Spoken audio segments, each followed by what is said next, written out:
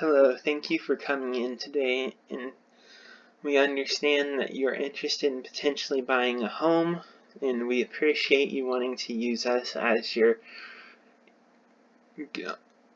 source of helping you find a home. To get started, I'd like to show you the home buying process and kind of help you walk through of how this is going to work. So first we're going to do an initial interview, show you the property. If you like the property, we'll send in an offer. If they don't like the offer, we could potentially negotiate the offer. And if they accept it, it'll go into contract. And if they like the contract, then the contract is accepted by all parties, then you'll give the earnest money,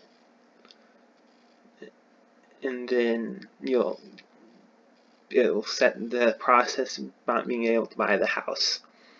For the mortgage, we also like to provide this mortgage side, so you kind of understand how the mortgage process works. So first, you're going to get in contact with the mortgage company, and they'll do a credit report, appraisal, verifications, and they may reject it, or if they like it, it'll continue to underwriting, and then the loan approval. Then the title company will get involved, and they'll do a title search, make sure everything's okay, and then they'll all assemble the papers, and then settlement will happen, and then everything will accept, and everything should be good, and you'll gain possession of the property. Next, I'd like to talk to you about the information about broker services, and this kind of tells you about what the difference between sales agent and a broker. I am a sales agent in this case, and I represent the broker, and he is the one who's I'm working on in behalf, and he's working in behalf of you. So the broker minimum duties and requirements, this is kind of that information. A license holder can represent a party in real estate transaction. This is agent for a seller. This is an agent for a buyer, and this is what I will be for you. I will be an agent representing you of the buyer, and it kind of explains what my fiduciary duties to you, and I'm a fiduciary to you, meaning that I have to have your best interest in mind at all times, and you are my client. And this is another type of agent called intermediary, where the agent represents both the buyer and the seller, but I will not be doing that. It could also mean that the broker has one agent representing a buyer and one agent representing a seller. If that happens, we'll cross that bridge when it gets there, but the information on that as this is a sub-agent, which you can read more about that, and we most likely won't be dealing with any of those. This is basically saying how we'll deal with disputes if something happens.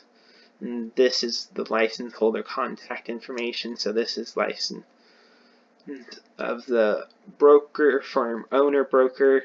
And this is the designated broker of the firm, and the licensed sponsor of a sales agent, and this is my information right here. And you guys will sign here and here. Okay.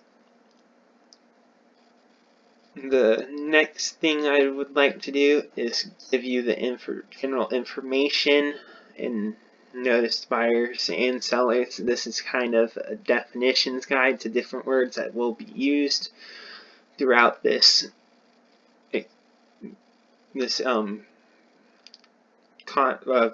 looking at the different properties and everything in the contracts, kind of just the general information to help you along, and gives you the definition of appraisal, annexation, the broker, what's a broker, environmental concerns, stuff like that, expansive soils, different things, flood hazards, historic or covenant districts. It's just general information that talks about everything, and I do recommend that you read through it all together. And if you have any questions about it, please come to me and let me know. Then this is the broker's name, this is where I'd sign, and this is where you sign right here. The next thing I'd want to do is ask you, make sure that you haven't done this with another buyer, and if that's with another agent, and if that's the case, we have to stop right here, because if you have already done this, you had already signed an agreement that you will be using that other agent, and if that's the case, we can't go any further. But if that's not the case, which it is not in our case,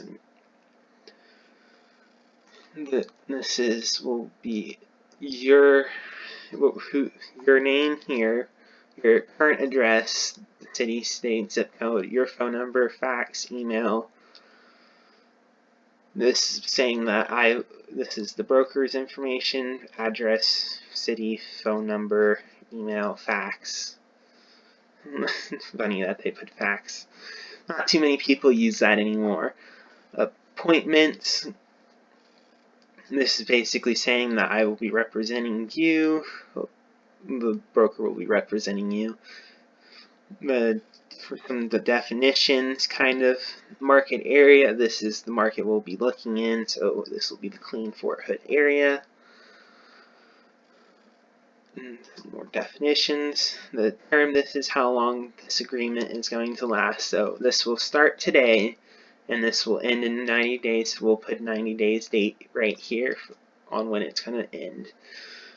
This is the broker obligations. It tells you what the broker is obligated to do on your behalf. And this is the client obligations. This is what you're obligated to do. This is representation. This is basically that how you saying that you are capable of being represented. Intermediary, you will not be doing this, but basically what I told you about earlier, about how I could represent the buyer or seller, but I will not be doing that because it's too thin of a wire for me to walk, and I just don't want to deal with that. And so there will be no intermediary status and this kind of information that goes along with that. Competing clients. Clients acknowledge the broker may have other clients who may be interested in the same property, and so there could be competition on that part. And confidential information basically says that I won't share any of your information. I am required by law to not give away any personal information and keep all your records safe. Broker fees. So basically, I'm not doing this for free, unfortunately, and so this is going to be the commission fee for allowing the broker to get paid so that I can then get paid. And so this will be this is recommended to be 3%. Now this is negotiable. If you would like to negotiate on this, you can, but if so, that'll be 3%. This is, and the rest is kind of talk about how I can get paid, how the broker can get paid, and what that entails. Protection period is if I show you a house and you decide to buy that house after the 90 days end, there's a certain amount of time that we can decide on that I would still receive the money that I would normally be given if you end up buying that house. Mediation, how we decide if an argument happens, how it be settled. Default, if you fail, if somebody in the process fails, they have to still pay. Attorney fees, if something happens, the attorneys have to get paid. Information liability, amendment, addendum. This is different addendums. I gave you the information brokerage services. These are additional notices. This broker signature. This is my signature. Your signatures. And lastly, I would like to recommend that you get a home inspection. And when you go looking at a house and it's one you're interested in, I do recommend that you get a home inspection. And then lastly, I like to go over wire fraud, basically saying that what wire fraud is, how it can occur, and how to that we will not be doing this. And then this is signature here, and then this is your guys' signature, and this will be marked as buyer.